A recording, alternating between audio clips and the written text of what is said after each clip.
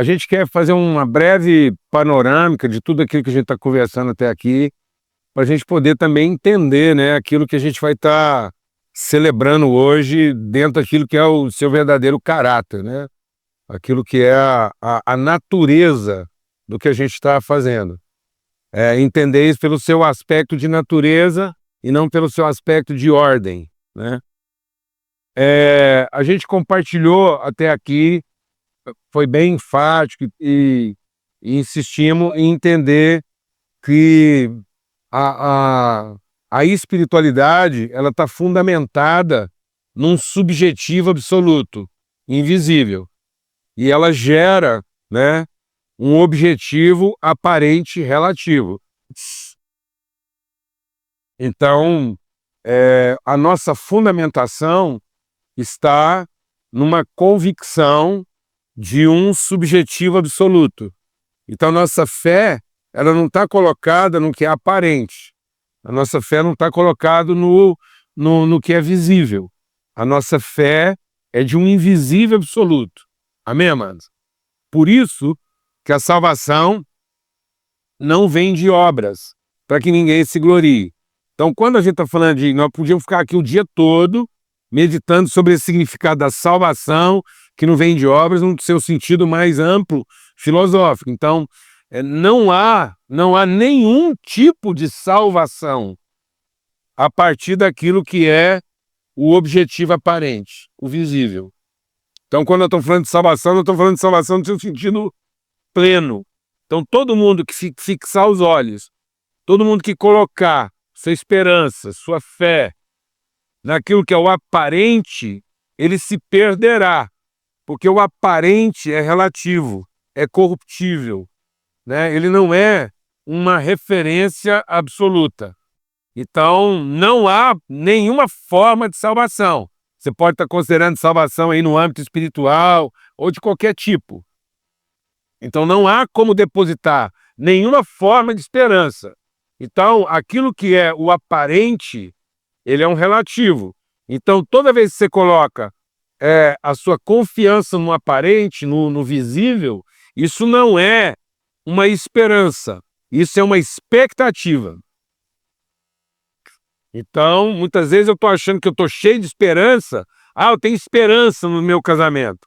Bom, o que você está falando? Você está falando das suas convicções do absoluto da relação, ou você está falando das suas expectativas dessa relação? Amém? Então, o que eu apresento para a minha relação conjugal? Os meus absolutos de convicção ou os meus relativos de expectativa? Então, esperança não é expectativa. Expectativa é aquilo que eu idealizo, é aquilo que começa em mim, que começa na minha percepção, que começa muitas vezes até nas minhas carências, naquilo que eu percebo como falta, nas comparações que eu faço, que a gente insistiu muito lá, que é um cognitivo a partir da necessidade. Então nós fizemos do nosso ventre o nosso Deus, e eu tenho a tendência de transferir essa fome para todas as relações. Eu transfiro essa fome para o trabalho, eu transfiro essa fome para a amizade, eu transfiro essa fome para os relacionamentos, e eu transfiro essa fome para o ambiente religioso. Então eu estou sempre carregando comigo uma fome na expectativa de que algumas dessas áreas da minha vida vai satisfazer essa fome. Então eu inverti a relação com o alimento. Então o alimento não me inspira ao que eu tenho para oferecer. O alimento acaba gerando a expectativa do que eu gostaria de receber. Então eu não vejo no alimento, né, a instrumentalidade de repartir. Eu vejo no alimento a oportunidade de me satisfazer. Está muito rápido? Então às vezes eu sento na mesa e aí eu olho para o alimento, em vez do alimento me inspirar ao que eu tenho para oferecer, o alimento me excita ao que eu gostaria de receber. Então, quando Deus colocou em nós a figura fruto, ele disse: eu os abençoei, sede fecundos, frutificai. Então, toda vez que eu visse um fruto, um pão, um negócio, eu falo assim: é mais ou menos isso que eu sou. Eu tenho algo para oferecer sempre. Então isso seria uma inspiração e não uma excitação. Então tem muita gente que está excitado pelo aparente e não inspirado pelo invisível. Amém? Então o absoluto de mim é aquilo que vai se revelando. Então a gente insistiu muito nisso, que por isso que a fé é a certeza daquilo que vai se vendo. É a certeza daquilo que ainda não se vê, se verá. Então a fé é a certeza daquilo que a nosso respeito vai sendo revelado. Eu tenho essa convicção de que vai eclodir, haverá um movimento do Espírito de dentro de nós e haverá uma expressão materializada de virtude. Amém, amados? Amém. Glória a Deus. E isso é com todo filho de Deus. Então isso tem que ser nossa convicção. Essa é a nossa... Isso tem que ser nossa convicção de identidade humana. Então quando Deus falou, façamos o homem, ele falou, façamos um humano ser. Então existe um humano ser, ele não estava fazendo um ente humano. Então o homem não é mais uma entidade. O homem não se compara com a galinha lá, com essas coisas, não é uma entidade, não é um ente. O humano é a forma divina de expressar suas virtudes. Nesse modo humano ser. Então, aquilo que não é doador, aquilo que não é ofertante, aquilo que não é frutificador, não é o humano ser de Deus. É um animal. É terreno. Então, só é humano no conceito do que Deus falou que faria, essa consciência de identidade, natureza e propósito. Fora disso, é frango. É frango. É animal. Entendeu? Amém. Então, o que a gente compartilhou nesse sentido, então é que o evangelho tem que afetar radicalmente nosso entendimento. E muitas vezes nós estamos usando o evangelho para pautar o comportamento e não para referendar o entendimento. Nós estamos criando um sistema litúrgico, comportamental, devocional, em que a pessoa não é transformada na compreensão de si, na compreensão da vida e do propósito das suas relações. E aí ela fica usando a religiosidade para continuar satisfazendo suas carências, achando que uma forma correta de religião vai satisfazer melhor a sua carência. Então a gente acaba se tornando o pior de todos os religiosos. Porque o propósito de Deus não é satisfazer nossas expectativas, é fundamentar nossas convicções. Então um dos trabalhos de Deus é frustrar nossas expectativas. Porque Deus como expectativa é a pior de todas as expectativas, porque Deus como expectativa se tornará a pior de todas as frustrações.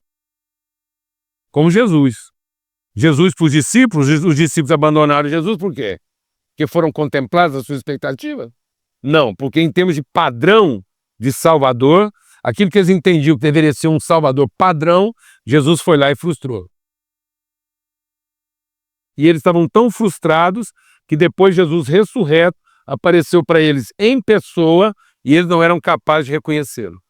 Então tem muita gente que está tão devoto das suas expectativas religiosas que se Jesus aparecesse em pessoa para ele, ele não seria capaz de reconhecê-lo.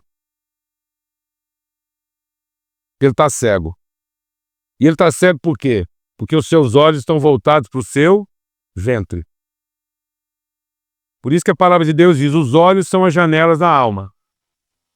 Então, quão profundas serão as trevas de olhos que só têm cobiça? Então, nada é mais trevoso do que uma pessoa que está o tempo todo cobiçando alguma coisa. E às vezes nós encontramos na forma religiosa a maneira de justificar nossas piores cobiças. Amém, irmãos? Por isso que a força do Evangelho é cruz. Não é contemplação. Não é devoção. É cruz.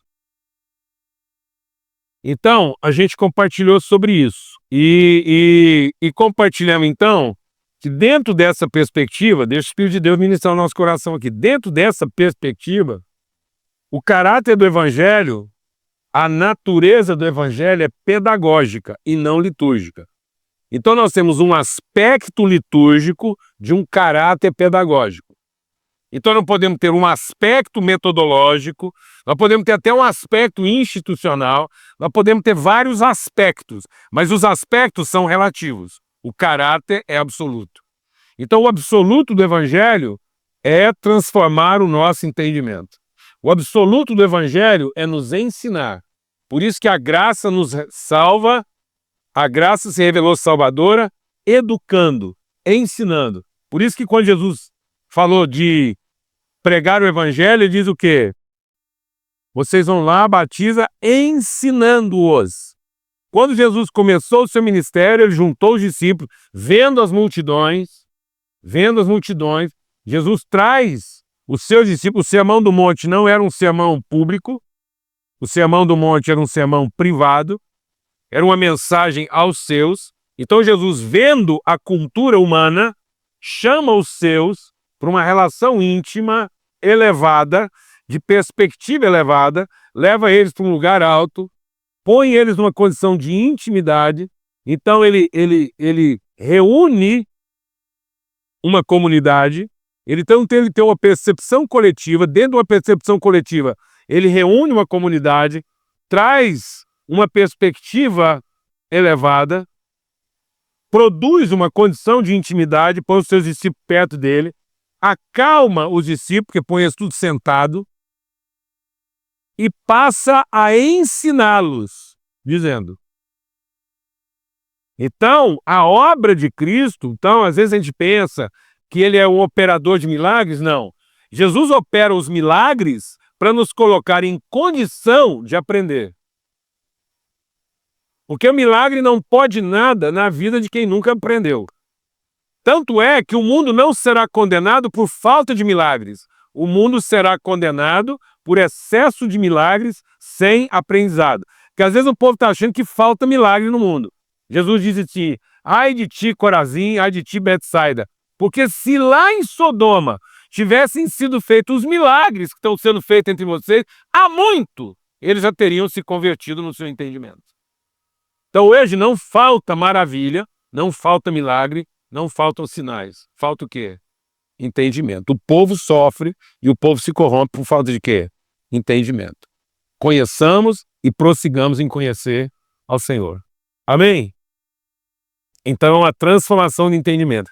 Então nós precisamos olhar para a vida da igreja e nos perguntar, nossas atividades, as nossas práticas, elas são pedagógicas?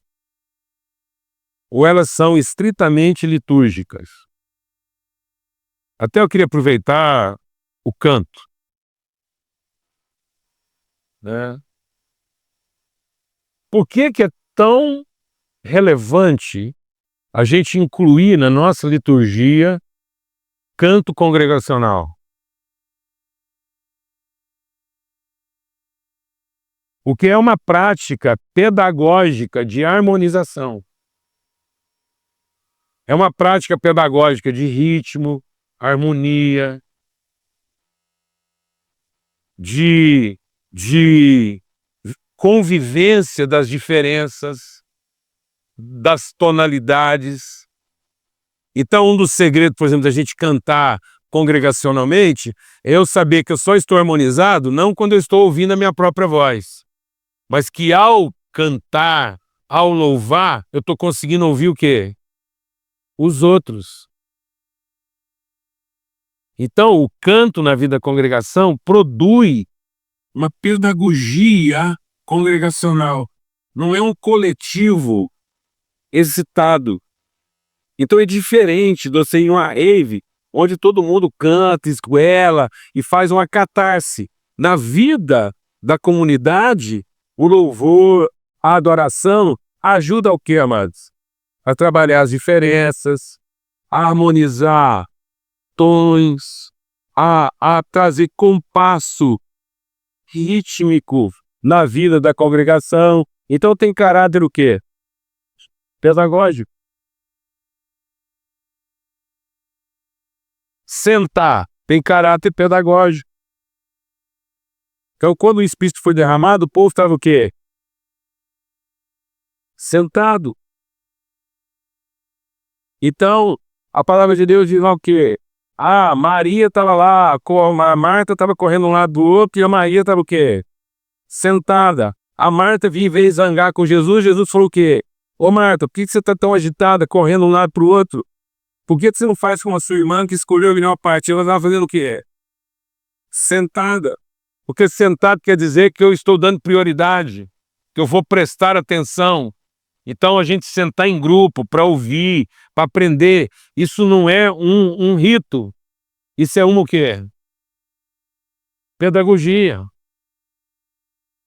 Eu aprender a quietar minha alma. Glória a Deus, amados. Eu aprender que antes de levantar e correr, eu preciso aprender a sentar e ouvir. Amém? E tem muita gente que não sabe a posição sentada na vida. Tem muita gente hoje que não senta mais. Porque tudo é em pé. Até comer é em pé.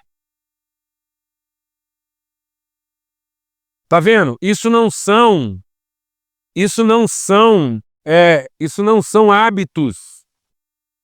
Isso são instrumentos pedagógicos. Amém, mano? Amém. Então, você vai lá com a sua família, senta seus filhos. Ensina eles a entenderem que a mesa é um lugar de quê? Sentar, ouvir, prestar atenção. Glória a Deus, amados. Servir um ao outro. Ensina seus filhos a o que na mesa? Servir uns aos outros. Esperar até que todos tenham sido servidos. Nós estamos perdendo os elementos pedagógicos. Porque tudo na nossa vida ficou o quê? Litúrgico. Então nós temos lá o culto da comida, mas não temos a pedagogia da mesa. Então a gente reúne para cultuar a comida. Mas não nos encontramos para aprender a pedagogia da mesa. Quantas coisas poderiam estar sendo formadas no caráter da família, na pedagogia da mesa? Na pedagogia de sentar para aprender. Outra coisa, repara bem, quando a gente senta, fica quase todo mundo da mesma altura. Amém, mano? Isso é pedagógico. Então, se eu estivesse aqui num círculo, eu poderia sentar e quando Jesus fazia isso, ficava todo mundo na mesma altura. Então não tem maiores e menores. É uma realidade comum, nós estamos perdendo isso. Porque agora tudo ficou em função de um resultado. E nós estamos perdendo as noções de processo. Amém? Estamos entendendo isso ou não? Por isso, a igreja reformada, na sua prática de fé... Alguém arruma um copo d'água, por favor? Ah, já está aqui. Olha, não foi carne nem sangue. Então, a igreja reformada entendeu que uma das coisas que tinha sido perdido na igreja religiosa, na igreja romana, uma das coisas que a igreja perdeu no seu desvio romano, litúrgico, religioso, foi o caráter pedagógico das suas celebrações. Porque aí os sacramentos passaram a ter caráter o quê? Litúrgico, religioso, ritualista. E aí eles foram introduzindo relíquias, Então, por exemplo, o pão da mesa deixou de ter caráter pedagógico para ter caráter o quê? Religioso, sagrado. Então, era o pão sagrado. Tanto é que eles cuidam lá, mal cuidado, não pode morder, porque é o corpo de Cristo, tem que esperar dissolver, que quem é que vai mastigar Jesus? Então, assim, entendeu? Porque virou aquilo como se fosse quase que um pedaço, era como se Deus estivesse perpetuando pedaços de Jesus e não transmitindo a pedagogia do sacrifício. Então hoje, sem perceber, a gente deixa Deus ministrar o seu coração aqui, mano. Nós vamos criando ritos de perpetuação do nosso sagrado, em vez de criarmos instrumentos pedagógicos dos nossos valores.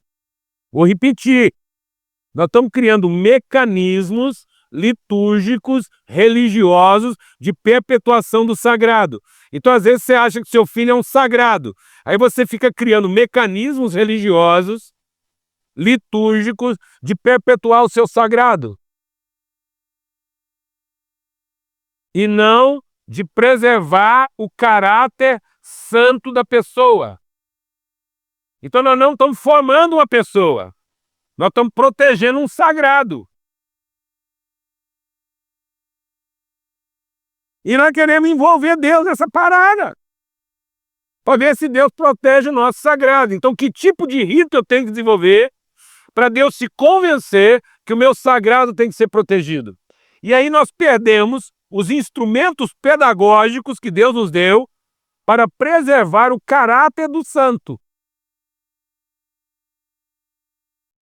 Então, a palavra de Deus nos dá instrumentos pedagógicos de preservação do caráter santo e não de preservação do sagrado. E aí nós estamos tentando trazer o filho para a igreja, porque nós achamos que a igreja é o ambiente que vai preservar o sagrado.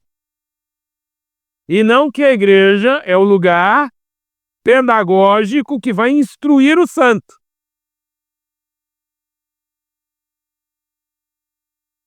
Isso tanto é verdade que eu não tenho compromisso de instruir o santo em casa. Eu arrendo a igreja para proteger o sagrado.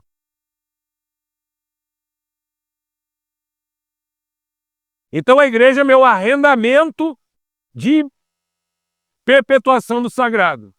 E eu não tenho que ter compromisso com os valores. Eu tenho que ter compromisso com o dinheiro, com a profissão e tal. E a igreja eu pago com louvor, com presença, com dízimo, para que ela perpetue o meu sagrado. E aí esses meninos vêm sendo trazidos para a igreja na marra. E entregues aos agentes preservadores do sagrado. Estão entendendo isso ou não, mano? Sim.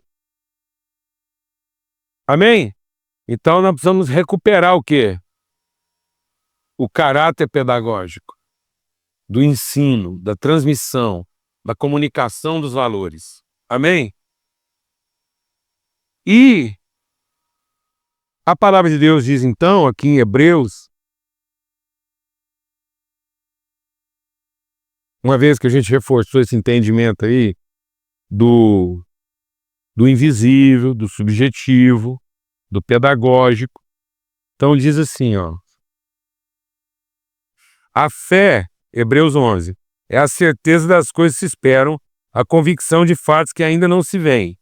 Pois pela fé os antigos obtiveram um bom testemunho, porque pela fé entenderam. Então eles foram transformados onde? No entendimento.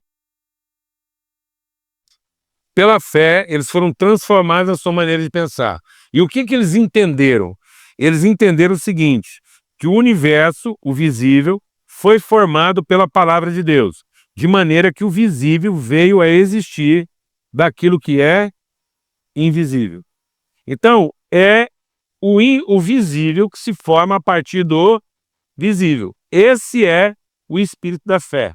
Por isso, amados, a salvação é por meio de fé e não de obras. Só que a gente começa falando de fé e acaba terminando em quê?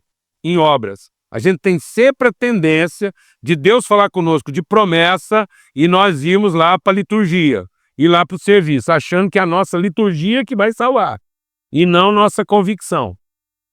Então, por exemplo, vou fazer uma pergunta. Os filhos que nós recebemos são filhos de fé ou são filhos da nossa carne? Seja honesto.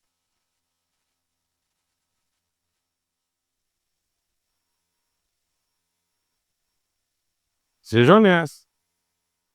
Tá vendo? Paulo escreve sobre a gravidade disso. Quando ele escreve aos Gálatas, ele diz assim, presta atenção nisso aqui, amado. Quando ele escreve aos Gálatas, ele diz assim, olha, os filhos da carne é que perseguirão os filhos da promessa. Porque da carne nada se aproveita. Então, diz uma coisa, não existe salvação para um filho da carne. Não tem nenhum tipo de salvação porque foi gerado na carne.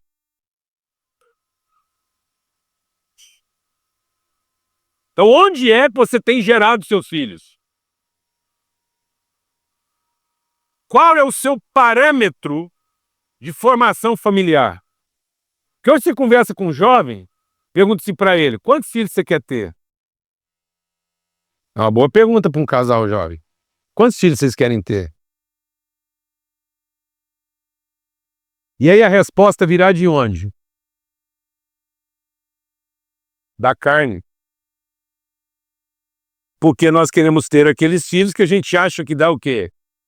Conta. Então esses são os filhos desgraçados, porque eles já vão nascer acreditando que dependem de quem? Do seu braço. Eles não foram gerados na sua fé. Eles foram gerados na sua força. E nada que nasceu na carne se aproveita. Não tem nada que começando no homem termine em Deus. Essa foi a mentira do diabo. Só termina em Deus aquilo que começou em Deus. E isso é uma tendência humana, natural. Então nós temos que vencer uma tendência natural pela fé. Por isso que a palavra de Deus diz, essa é a vitória que vence o mundo, a nossa fé. Essa é a vitória que vence o mundo, a nossa fé. Amém, amados? Amém? Então, quando Deus fez uma promessa de filho para Abraão, o que Abraão pensou? Deus falou assim, eu vou te dar um filho. Abraão pensou assim, não, eu sou impotente, minha mulher é estéril, Deus só pode estar falando do meu escravo Eliezer. Então, tá vendo? Deus vem falar com você de promessa e você já vai logo pensando em serviço. Aí a promessa chegou em Sara. E Deus falou assim, ó, eu falei para Abraão, e agora, Sara, você vai gerar um filho. E aí a Sara falou assim, eu sou estéril. Então Deus só pode estar falando da minha escrava Agar. Então nós temos essa tendência. Deus vem falar conosco daquilo que é o invisível espiritual, que vai ganhar materialidade, e nós estamos pensando no quê? No visível do visível. Eu estou sempre avaliando a partir da minha capacidade, e não a partir do valor da promessa de Deus. Então não é fé, amado. Nós temos que admitir que nós não estamos vivendo pela fé. Nós não estamos fazendo justiça, nós estamos fazendo juízo. Então, em tese, quando um casal é perguntado assim, ó, quantos filhos você gostaria de ter? E a resposta seria o quê? Todos. Pode ser um, pode ser dois, podem ser 10. Porque os filhos de Deus não serão gerados do quê? Da carne. Serão gerados do Espírito. E quando você entende que você está gerando na carne, você não tem filhos por adoção. Você só tem filhos de quê? Do serviço. Então a palavra de Deus diz assim, eu não vos dei de novo espírito de serviço, porque o espírito do serviço vai gerar você o quê? Medo. O espírito da servidão, o espírito da escravidão, o espírito da capacidade gera medo. Então por que os casais hoje têm medo de ter filhos? Porque eles estão pensando que eles vão manter os filhos deles com o quê? Com o serviço. Então são os filhos da carne deles. Não são as pessoas que eles adotam. São as pessoas que eles são capazes de alimentar. Mas Deus só tem filhos por adoção. Quando a gente começou a adotar filho em casa, a gente pensava que o nosso desafio era convencer os filhos por adoção que eles eram iguais aos filhos da carne. Até que a gente entendeu que o nosso maior desafio era convencer os filhos da carne que eles também já tinham sido adotados.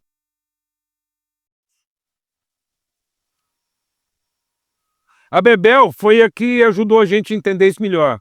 Um dia a Lana encontrou a Bebel e ela estava chorando assim, inconsolável, copiosamente. Aí a Lana perguntou para ela qual a razão de tanto desespero. Ela falou, porque todo mundo fala que a Sarinha é filha do coração e eu sou da barriga. E eu não queria ser filha da barriga, eu queria ser do coração. O que é filho da barriga, mano? Fezes. Ponto. E isso está lá em Isaías. Isso está lá em Isaías. Lá em Isaías está dizendo assim, o ventre de vocês dilatou, vocês tiveram dores e contrações, pensando que estavam grávidos. Mas quando vocês foram dar à luz, vocês não deram à luz habitantes da terra, vocês deram à luz vento. Então aquilo que parecia ser uma gravidez e uma contração era só uma cólica, e o resultado daquilo foi um pum, não foi um parto. Então nós não estamos parindo o que se perde, nós estamos parindo o que permanece. Porque se eu continuar parindo da carne, eu estou parindo rejeito. E eu não estou percebendo, as pessoas não estão percebendo que são os filhos da carne que estão comendo e devorando os filhos do quê? Da fé. Então nós estamos parindo em casa os perseguidores da nossa fé. Porque quando você pare um filho da sua capacidade, do seu esforço, no futuro, essa pessoa não vai vir conversar com você sobre responsabilidade. Ele vai vir conversar com você sobre direito. Ele não vai vir herdar a família. Ele vai vir herdar o patrimônio. Ele não vai vir compartilhar com você desafios. Ele vai vir compartilhar com você renda.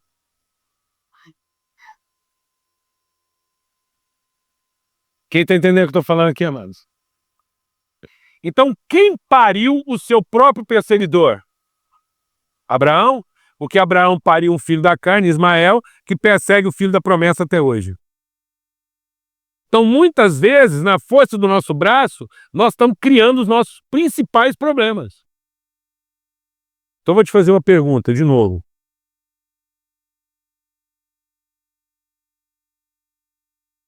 Nós apresentamos nossos filhos a Deus para que Deus salve os nossos filhos, ou Deus apresenta para nós os filhos dele para que a gente os ensine?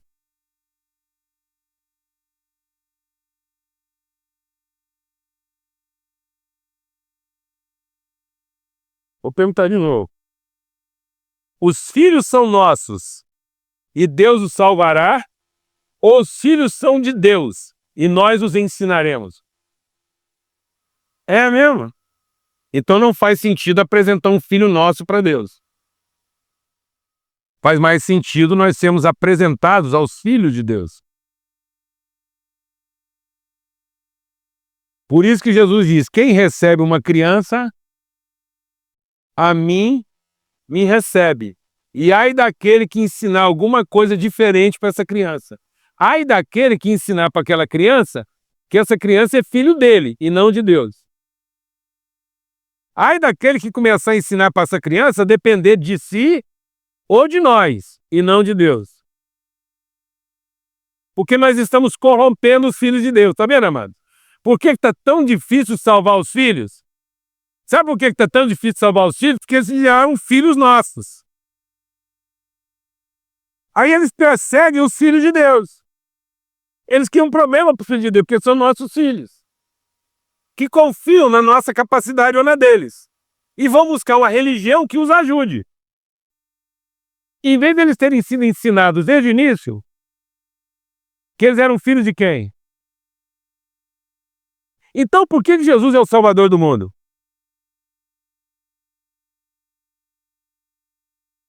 Porque Deus veio conversar com seus pais. E falou, ó, o filho que vocês vão receber aí não é de vocês. É meu. Eu que estou gerando. Pelo Espírito. Amém? Vocês o recebam, o batizem, deem um nome para ele. E ajudem ele a ser isso. Isso tá valendo até hoje, mano? Tá vendo como é que a gente ficou religioso? Que agora a gente atribui isso só a quem? A Jesus. Não atribuímos isso ao corpo de Cristo. Então nós não estamos gerando filhos para salvar o mundo. Nós não estamos gerando salvadores desse mundo. Nós não estamos gerando irmãos de Jesus. Nós não estamos gerando com o Espírito no homem interior. Nós não estamos gerando da fé. Nós estamos gerando da onde? Da carne.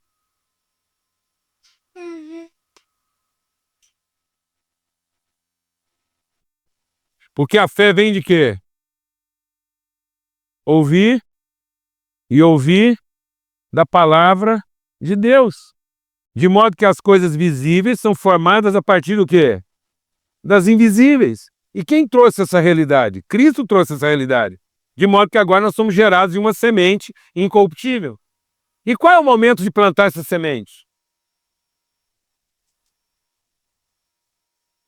A partir de onde está valendo essas sementes?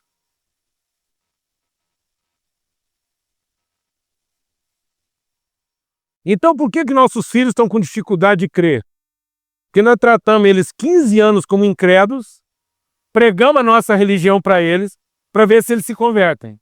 Mas até os 15 anos eles foram incrédulos, pagão, iníquo, perdido. Então nós tratamos o cara como incrédulo esperando que ele se torne um crente. Ora, não era mais fácil tratar ele como um filho de Deus, na expectativa de que na esperança de que ele só confirmasse isso?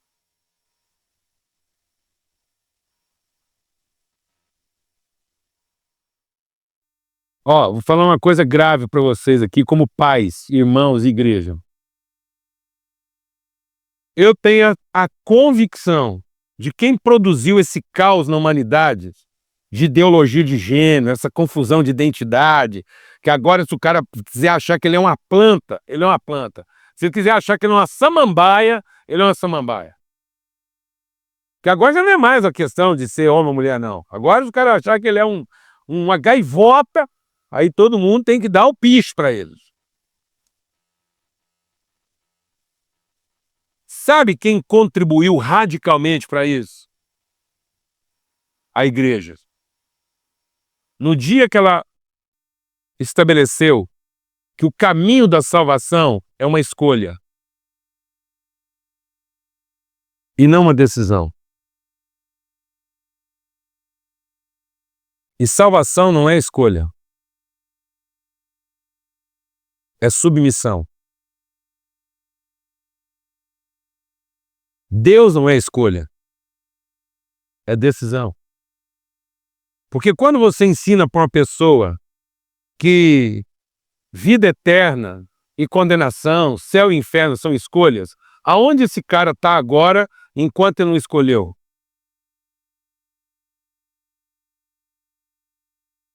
Então nós criamos uma terceira via. Então se você apresenta para o cara uma escolha, fala assim, ó, você tem que aceitar Jesus, senão você vai para o inferno, mas se você aceitar, você vai para o céu. Aí o cara pode responder assim, se Jesus não achar ruim, eu prefiro ficar aqui onde é que eu estou. Não quero contrariar nem o capeta.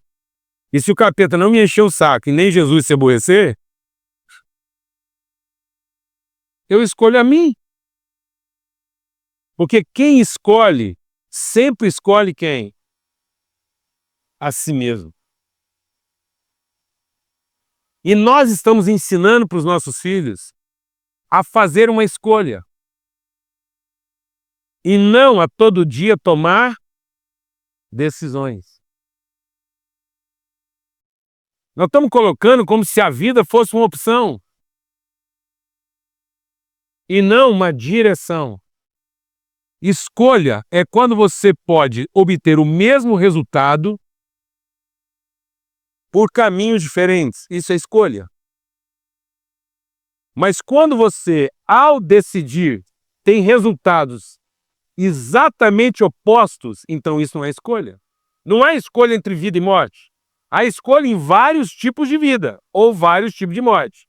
Mas entre vida e morte não é escolha, é decisão. Vou explicar isso melhor. O cara estava voando. num voo comercial. A aeromoça chegou para ele e falou assim: o senhor vai jantar? Ele falou assim: quais são as opções? Ela falou: sim ou não.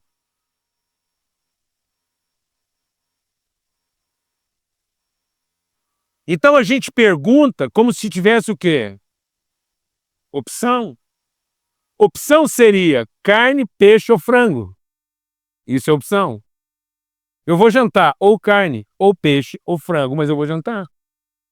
Mas entre jantar ou não, isso é uma decisão. Entre vida e morte, não é uma opção. E por que que nossos filhos estão ficando irresponsáveis? Porque eles têm escolha de servir ou não, de cooperar ou não, de ter parte ou não, de entregar ou não. Então, amados, nós não estamos gerando visível, porque nós não estamos estabelecendo um absoluto invisível. Nós não batizamos. E por que nós não batizamos? Porque nós entendemos o batismo como um rito que religioso para premiar uma escolha. Então nós estamos reconhecendo a escolha e não tomamos a decisão. Então pode ser, por exemplo, eu não prego mais para ninguém, dando para ele a oportunidade de quê? De escolha. Eu não prego para uma pessoa pensando que ele é incrédulo para ver se ele vira crente. Eu só prego para as pessoas agora na certeza de que ele é um convertido. Então ele não tem que provar para mim que é um convertido. Então eu compartilho o evangelho hoje, deixando o cara na condição não de aceitar, mas de recusar se eu tiver coragem, amém, irmão? Amém? Então eu ensino para ele, porque senão não tem fé, só tem expectativa. Se você prega para uma pessoa pensando que ele é incrédulo e vai virar crente, você não tem fé, você tem expectativa. Eu não vou gastar meu tempo na expectativa. Eu vou gastar meu tempo na certeza. Então eu estou ensinando para ele na certeza que ele é o quê? Ele é um filho de Deus. Se ele quiser, ele me prova o contrário. Ou então, ele concorda. Amém? De modo que ele pode decidir não ser meu amigo, mas eu já estou decidido a ser irmão dele. Então, é a fé dele que vai curar a minha incredulidade ou é a minha fé que vai curar a incredulidade dele? Mas hoje a gente prega para as pessoas como um incrédulo, esperando que se ele creia, eu também creio. Isso é obra. Quem está entendendo o que eu estou falando aqui, amado? Então, a minha fé é que tem que iluminar a incredulidade dele. Então, você ensina para o seu filho como se ele fosse incrédulo, na expectativa dele virar um crente, ou você ensina para ele na certeza de que ele é um filho de Deus? Nós não estamos percebendo que algumas coisas que a gente faz na igreja hoje são abortivas, porque nós estamos gerando filho da carne e não por adoção. Vou te explicar isso melhor. Na Islândia, a Islândia acabou de anunciar, a Islândia é um país de primeiro mundo, certo? A Islândia acabou de anunciar a erradicação da síndrome de Down. Não nasce mais Down na Islândia. Como é que eles conseguiram esse milagre? Não nasce mais Down na Islândia? Não. Porque agora os exames estão tão aperfeiçoados que 100% das mães que têm diagnóstico de Down abortam.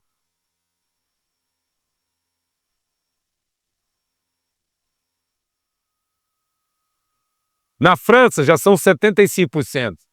Nos Estados Unidos já são 65%. E sabe o que o Estado fala? Não, isso não é uma prática abortiva. Porque no fim, quem escolhe é a mãe. O Estado não interfere. Não, mas ele formou a cultura. E aí nós não percebemos que algumas práticas que nós usamos hoje para condicionar o batismo são abortivas. O que o cara crê, a gente batiza não. Sabe o que a gente faz? O cara fala que converte, nós metemos ele numa escola de 1 ano para preparar ele para ele ter certeza, mas também para nós termos certeza. E aí a gente faz um exame com o cara para ter certeza que ele é realmente convertido, porque senão ele vai estragar a família. E aí, a hora que a gente tiver certeza mesmo, a gente empresta nosso nome para ele. Isso é uma prática o quê? Abortiva. Porque se no meio do processo a gente identificar nele algum defeito, o que é que a gente diz? Você não é nosso filho. Porque filho feio não tem pai. Tá vendo, amados? Que nós estamos criando formas mentais de abortar. Jovens que não querem ter filhos, ou não querem ter todos, não entendem que gerar filho é por adoção. Aí, quando aparece um problema, então eu vou te falar uma coisa, eu quero avisar para todos os casais jovens aqui, vocês vão ter todos os filhos que Deus quiser que vocês tenham. E às vezes eles vêm num formato assim, mignon, facinho de cuidar e ensinar. E quando você rejeita esse processo assim, mignon, mais fácil, eles já vêm adulto, na forma de um cunhado quebrado, de uma tia caduca, de uma mãe esquisita, de um pai alcoólatra, mas você vai acabar tendo que adotá-los.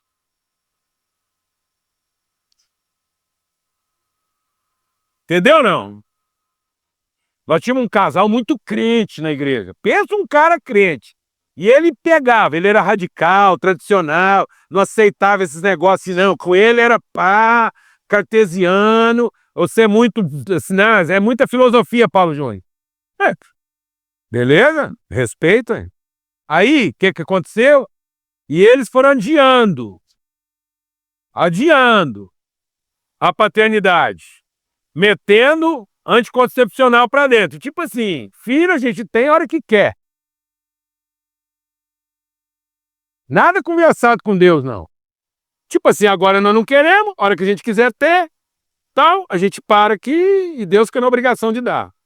Aí eles pararam o negócio, o trem começou a ficar meio enrolado, porque parece que Deus distraiu.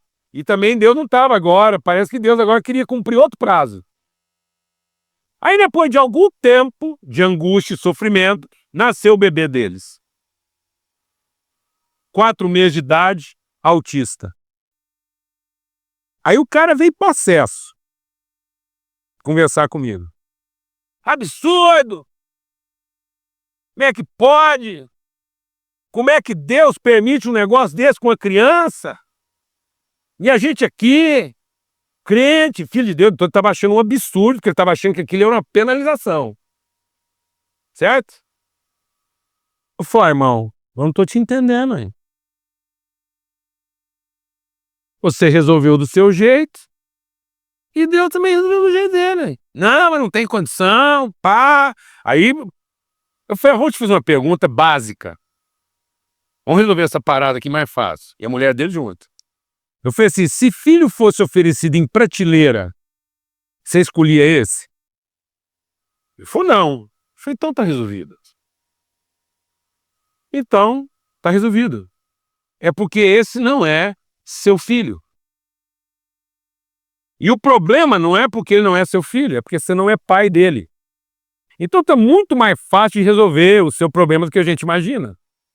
A gente vai orar para ele ficar livre de você e a gente arruma um pai para ele. Porque decididamente você não é o pai dele. Não é você que está sendo penalizado. É esse menino que está sendo penalizado. E não vão resolver o problema dele.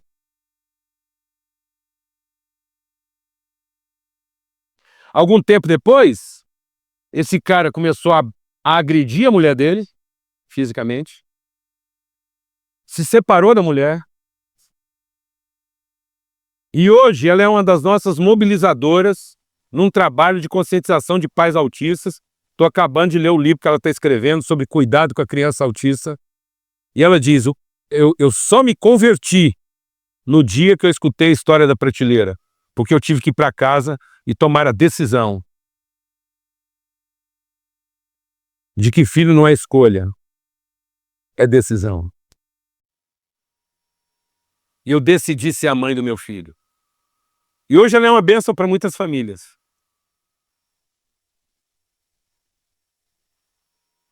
Amém, amados? Então, o que é batismo e ceia, amados? É um ato litúrgico? Ou é um rito pedagógico?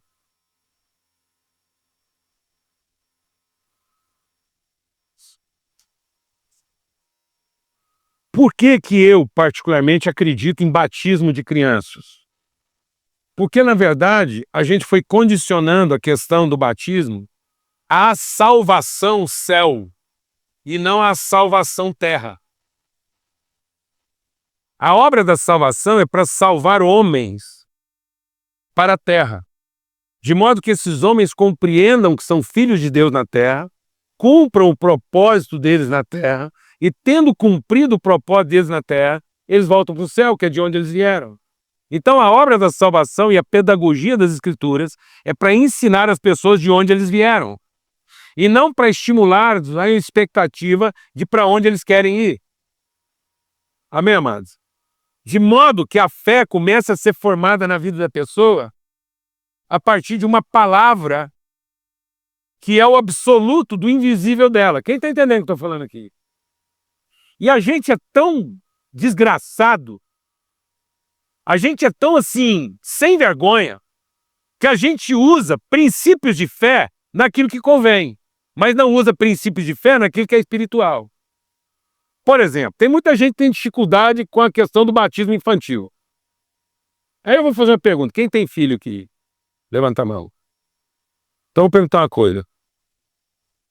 Quem levantou a mão aqui? Você tem filho, não tem? Não? É grave. Tá grávida, tá bom. Então quem tem filho pequeno aqui? Você tem. Como é que você chama?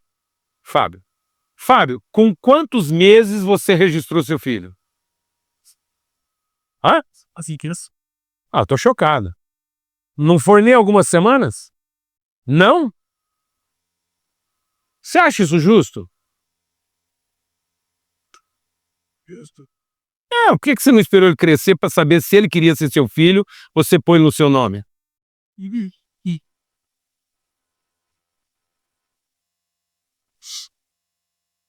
Seguinte. É. Se ele não quisesse ser. Mas eu tenho uma dúvida. Onde na Bíblia fala que tem essa parte? Eu tô perguntando. Se tem sobre. Só essa dúvida que eu tenho sobre batismo. Onde que era praticado o batismo? Desde Abraão. Desde Abraão. Deus falou assim: eu vou te dar filhos. Os filhos serão meus, eu estou te dando eles. E o seu papel é circuncidar eles e fazer eles saber que ele é meu filho. Pronto. E aí, sabe por que o povo saiu do Egito, mas não herdou a terra? Sabe por que nós não estamos formando povo para a terra? Porque durante 40 anos nenhum filho foi circuncidado. Nenhum filho recebeu em si o sinal de uma promessa. Foi ensinado que eles só estavam ali por conta de uma promessa para cumprir um propósito. Nunca foram ensinados. Então eles tinham poder para sair do Egito, mas não tinham autoridade para herdar a terra, porque tinham crise de identidade. O próprio Moisés não circuncidou o próprio filho. O próprio Moisés é o único caso na Bíblia que quem circuncidou o filho dele foi a mulher dele. E o Moisés era bom de serviço e ruim de relação. Moisés conseguia fazer uma boa obra, mas não se relacionava bem com ninguém. Teve problema com a mulher. Ele tirou o povo do Egito separado da mulher. Então Moisés não tinha crise de relacionamento, não. Tirou o povo do Egito separado da mulher. Teve problema com os irmãos dele. Teve problema com todos os índios. Você acha que um dia ele ficou lá com crise, de que ele não podia exercer ministério, porque o povo estava brigado com ele? Nunca. Porque ele é pragmático. Preparado para o serviço. Então Moisés tinha mentalidade de quê? De servo. Moisés era filho da irmã, da mãe e da filha de Faraó. O que Moisés nunca teve?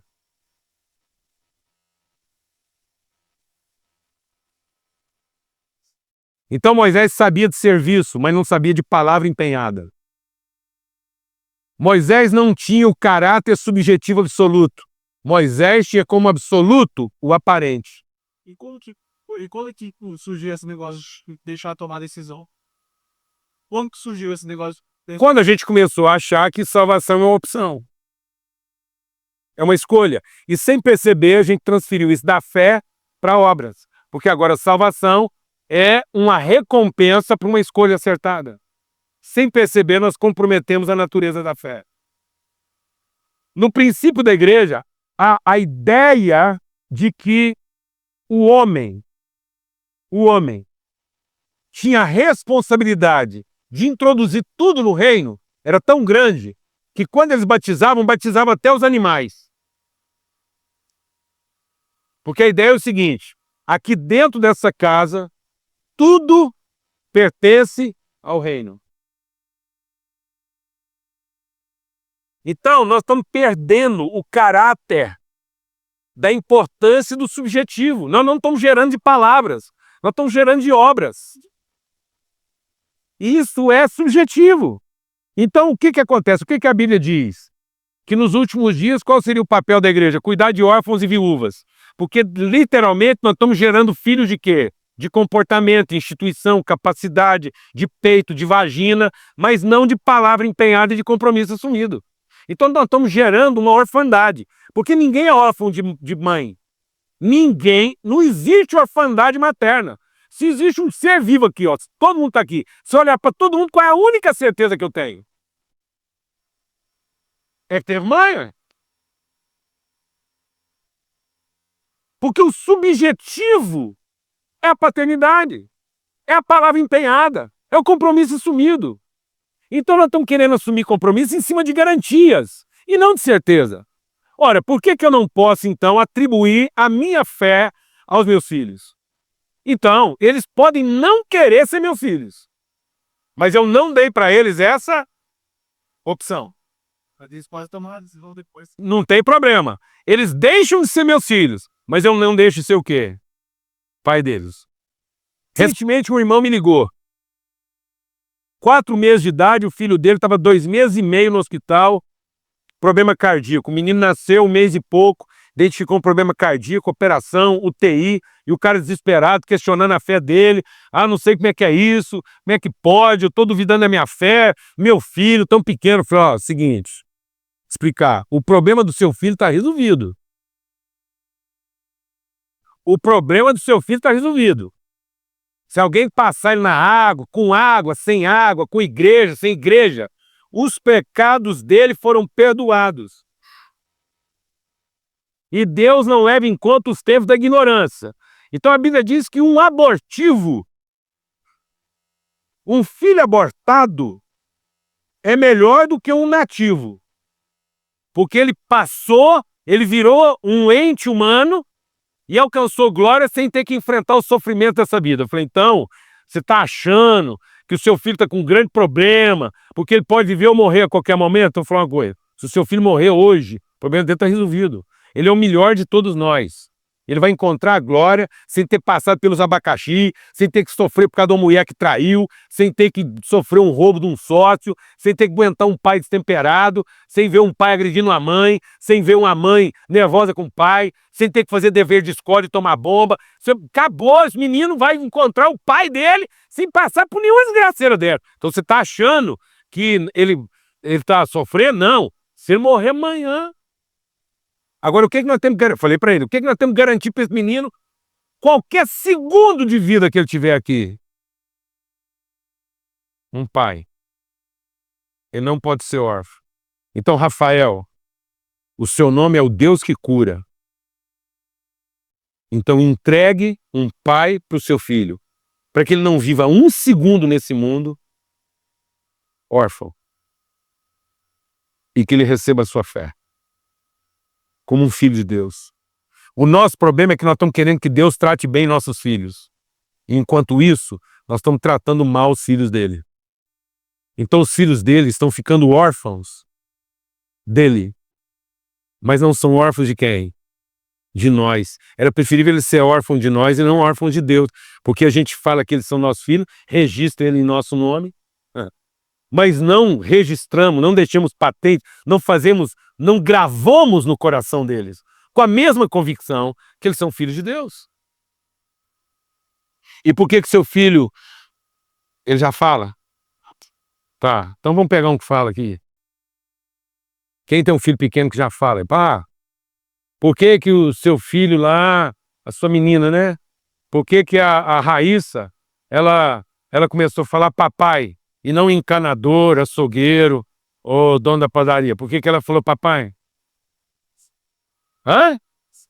Aí você acha Jesus, então? Então você usou de um artifício espiritual, porque você foi semeando no coração dela a palavra, até que ela creu, e aí quando ela deu materialidade à palavra, ela falou o quê? Papai. Porque a boca fala. Você já pensou se a primeira palavra que a Raíssa falasse fosse Jesus?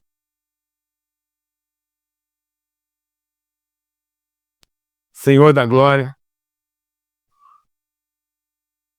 Já pensou se a primeira palavra que os nossos filhos falassem fosse amém?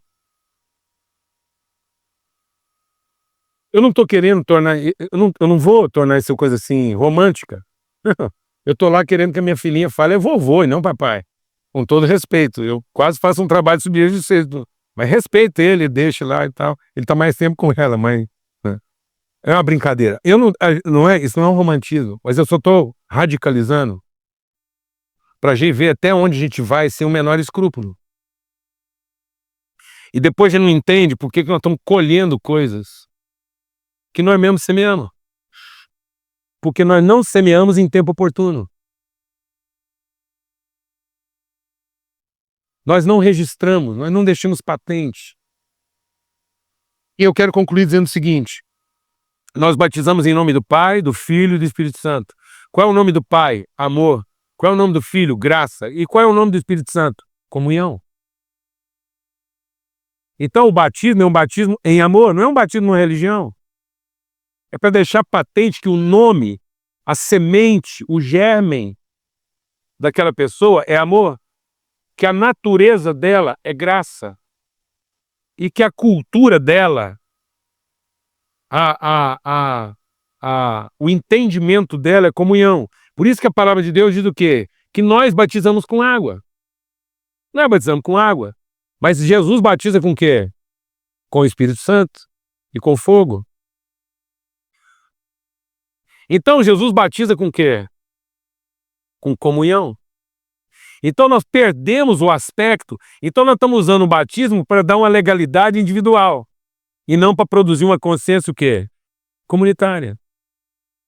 Então nós como igreja devíamos fazer o batismo de Jesus, que é batizar as pessoas com o quê? Com comunhão. Então você batiza o seu filho com o espírito do quê? Da comunhão. Então o batismo não é o batismo de quem se batiza, é também o batismo de quem batiza. Porque nós estamos todos sendo batizados no quê? No espírito da comunhão. Porque Deus é espírito, importa que Deus, sendo espírito, seja adorado em espírito e em verdade. Então qual é a única forma de Deus ser adorado? Em comunhão. Deus só é adorado quando nós o adoramos numa condição harmônica das nossas diferenças. Deus só é adorado quando nós batizamos uns aos outros nessa convicção de que nós somos filhos de Deus. Então, amado, deixa o Espírito de Deus ministrar o seu coração, para a gente concluir. O evangelho não é para transformar cabrito em ovelha. O evangelho é para que as ovelhas deixem de pensar que são cabrito. Amém? Então a gente não prepara comida para cabrito. Porque cabrito come qualquer coisa. Não sirva comida de cabrito na sua casa. Porque cabrito come qualquer coisa. Então na sua casa você só prepara comida de quê? E até os cabritos comem.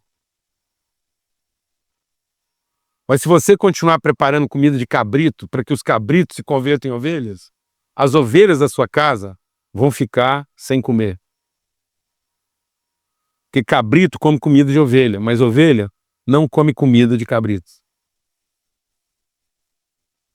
O que cabrito come qualquer coisa. Então nós estamos alimentando nossos filhos com qualquer coisa, em lugar de alimentá-los com o quê? Com comida de ovelha. Jesus é tão radical nisso que ele diz assim: sabe por que vocês acreditam no que eu estou falando? Eu vou explicar por que vocês acreditam no que eu estou falando. Porque vocês são ovelhas. Então, quando uma pessoa crê, não foi um cabrito que virou ovelha. Ela creu porque ela é uma ovelha que parou de pensar que era o quê? Cabrito. Glória a Deus, irmão. Aleluia. Vou perguntar de novo. Seus filhos são da fé ou são da carne?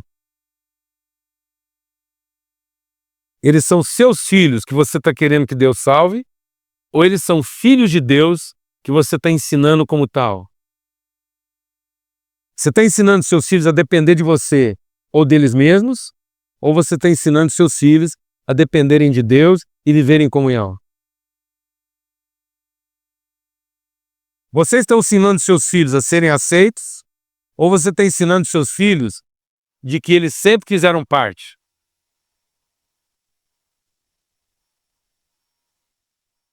O que você vai ensinar aos seus filhos?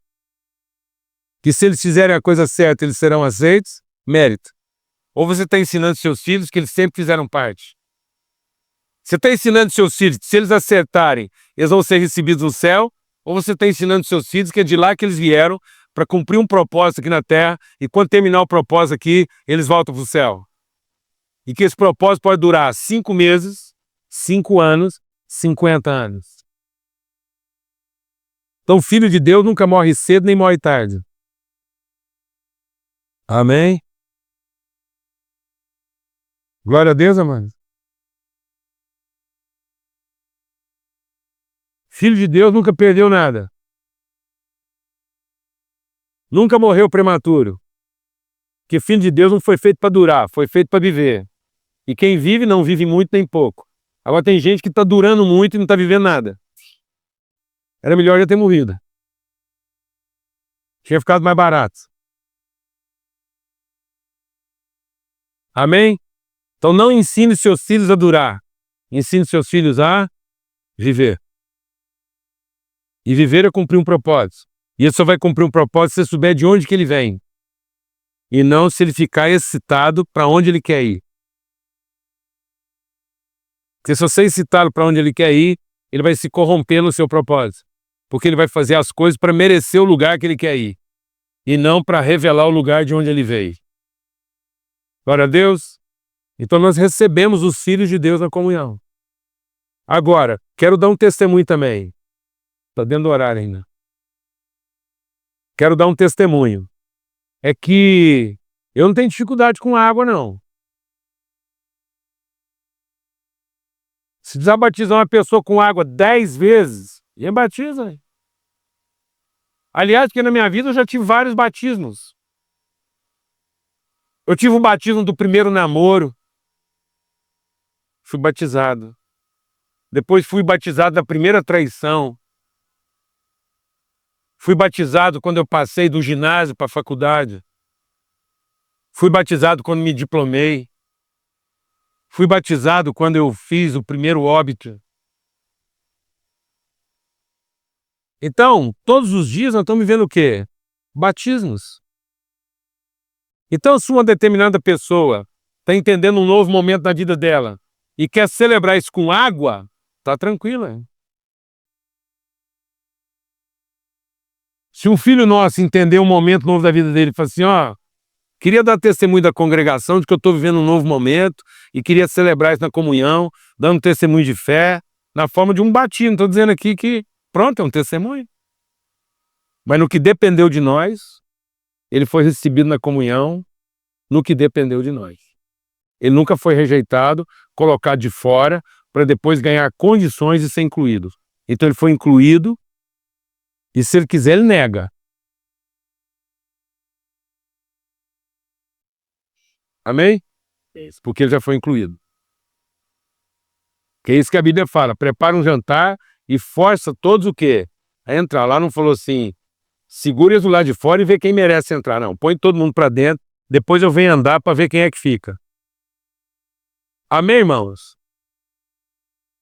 Glória a Deus. Alguma pergunta? Algum comentário? Aproveita. É mesmo, alguma pergunta, algum comentário? Pode falar. Até que eu tenho dito e chegar isso que há 30 anos que passou da minha vida, ele tem, não sai. Parece que parece que não é real. Parece que agora que começa a enxergar que é um dia diferente. Como isso traz nova sessão ao mesmo tempo traz esse posso comer de vida feliz. Não só com família, como o trabalho e Bem-vindo. Isso não vai te fazer sofrer, não. Eu sei, mas fica tranquilo. Isso não vai te fazer sofrer, isso vai te matar. Porque se isso não tiver poder para te matar, então não é o evangelho. Principalmente o pai. A mãe sofre como quem pensa que vai morrer, mas sabe que não pode. O pai sofre como quem gostaria de não morrer, mas sabe que vai. Porque o pai gera enterrando a semente, entregando. A mulher gera recebendo e ampliando. Então, a sua crise ainda vai piorar. Viu? Porque ela tem poder mesmo de te matar. E aí, eu vou dizer uma coisa, só tem uma forma de você enfrentar essa crise. Arruma 2 amigos. Pra você não desistir. Eles são os amigos que seguram a gente. Não tente enfrentar isso sozinho, você está lascado. Muitos homens de Deus caíram não porque foi difícil, é porque enfrentaram isso sozinho. Então Jesus só conseguiu enfrentar esse momento de morte, porque no pior da crise dele, ele lembrou dos amigos. E ele lembrou que não estava sendo uma vítima, mas que ele estava fazendo isso em favor dos amigos. Então encontre amigo. Porque também se for só em favor da sua casa, é egoísta. Em favor só da sua casa, você foge. Então tem que ser em favor dos amigos. Tem que ser em favor do futuro dos seus filhos. Amém? Aí você encontra força para entender que isso é uma guerra. E que vai custar a nossa vida. Mas a fé vem de ouvir e ouvir a palavra de Deus. E a certeza que as coisas visíveis se tornam visíveis a partir do quê? Das invisíveis. Então eu quero louvar a Deus pela sua crise. Graças a Deus, você finalmente entrou em crise. Graças a Deus. Que isso quer dizer que a gente deixou de ser menino. E estamos assumindo a responsabilidade. Amém, amados? Em nome de Cristo Jesus. Ontem, quando o senhor falou comentar sobre o carro de Deus, comentou que um bacana, tipo de uma direção, sobre quantas gente já diz que você é pastagem fez. Afastar de Deus no aspecto da proteção do divino, para conhecer mais perto Deus no seu amor de pai. Então, o Deus no amor de pai, ele vai a uma distância maior, porque como divino, ele está perto de tudo. Por isso que Jesus diz assim, eu sou o caminho, a verdade e a vida. Ninguém vem ao Pai, porque para Deus não precisa caminho. Porque para Deus, Deus são os atributos, onipotência, onipresença, onisciência. Mas eu conhecer o poder de Deus, eu conhecer a ciência de Deus, eu conhecer a presença de Deus, não quer que eu dizer que eu conhecia a Deus. Porque Deus pode ser onipresente, onisciente, onipotente e ser um sacana. O fato dele ser onipotente, onipresente, onisciente não garante a ele um caráter. O que é um psicopata? Um psicopata é um cara que acha que sabe o que é melhor para os outros. Que tem o poder de impor aos outros aquilo que ele acha melhor. E que está próximo o suficiente para exercer esse poder e fazer o que ele acha que é melhor. Então o psicopata é um cara sincero. No uso do poder, da ciência e da proximidade. Então Deus podia ser tudo isso e ser um crápula. Um tirano. E está fazendo tudo isso aí para depois, no fim, falar assim, olha, é tudo mentira, eu queria era só sacanear vocês tudo. Para sentir que eu sou Deus mesmo e posso fazer o que eu quiser. Então Jesus não é caminho para Deus, Jesus é caminho para quem? Para o Pai. Porque aí, Deus só pode ser conhecido, o Pai só pode ser conhecido na relação. Eu não preciso ter relação com Deus, com o Pai, para experimentar Deus. Então eu experimento a onipotência, a onisciência, a onipresença sem conhecê-lo, porque é o óbvio de Deus. É o que eu acho que Deus pode fazer por mim. Agora, Deus é onipotente? Deus é onipotente? Ah, ele é onipotente. Ele é onipotente? Isso quer dizer que ele pode fazer tudo? Não. Porque ele, podendo curar Paulo, não podia. Porque como Deus ele podia, mas como Pai ele não podia. Então, as virtudes de Deus colocam limites para os seus atributos. Deus é onisciente? É onisciente? Então ele sabe tudo. Então ele não esquece de nada. Mas ele fala que ele é onisciente e ao mesmo tempo ele não se lembra dos seus pecados. Então Deus é onisciente? Ou ele não lembra de uma parte? Então tá vendo? Então nós não somos ministros dos atributos, nós somos ministros do quê? Das virtudes. E as virtudes estão no Pai, não estão na divindade. Na divindade estão os atributos. Mas as virtudes são as virtudes do Pai: amor, graça e comunhão. Então nós não somos ministros do poder. Nós somos ministros do quê? Da natureza, do caráter. Então eu preciso me libertar das minhas devoções de divindade para ter mais intimidade com as virtudes da paternidade. Eu preciso estar mais próximo de Deus como Pai, e para isso eu tenho que ganhar uma distância das minhas dependências da divindade.